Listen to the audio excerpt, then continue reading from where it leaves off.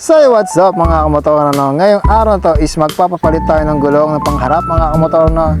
Is 8080 po yan na B-Star mga kagulong, dahil pinantay ko na yung aking gulong na harap at likod ay B-Star B-Star na magkasama yan mga kamotor, no?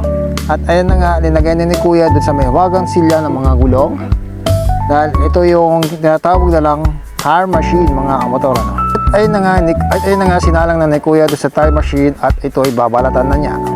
At dahan-dahan na nga nito pinaikot ni Kuya na para bang ako ang pinapaikot. At tandaan nyo, ang mga pinapaikot ay mga babae, mga lalaking mga marurupok. Alright. At pagkatapos kanyang paikutin ay iwanan ka na lang niya na para bang isang basahan, na pagkatapos niyang gamitin ay tatapon ka na lang ng biglaan. Alright. So ayun na nga, at nabaklasan na ni Kuya yung aking gulong, at ayan, mahusay na hinugasan ni Kuya yung aking mags upang kanyang mailagay na kagad yung ating B-Star na gulong na pangharap. So ayan mga kamotor, no, at sinalpak nyo ulit sa mahiwagang silya ng mga gulong. Ayan mga kamotor, no? At pinahiran nyo ito ng isang pampadulas. Alright, at sa kanyang sinalpak at ilagay nyo ulit dun sa pinapaikot na naman niya ni Kuya, na para bang isang lalaking pinapaikot, alright, ng isang babae. So yun, matagumpay na nga napaikot ni Kuya ang aking gulong, at bitaklas na niya sa mahiwagang upuan ng mga gulong. Alright.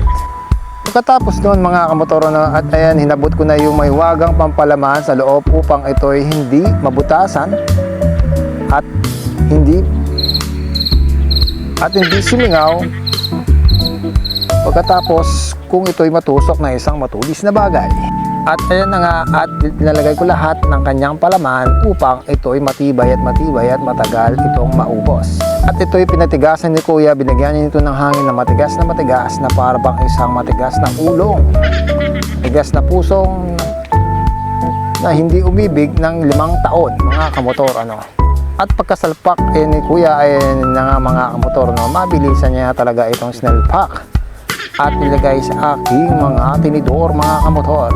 At ito nga mga kamotor, ano, may napansin lang ako kay Kuya, para bang nakikita ko sa kanya yung aking bumbunan. Halos parehas na kami ng bumbunan na malinaw na. At sabi naman ng mga iba dyan na okay lang daw na mapanot ang ulo, wag lang mapanot ang ating mga gulong, tulad ng kalbong-kalbo na para bang ako.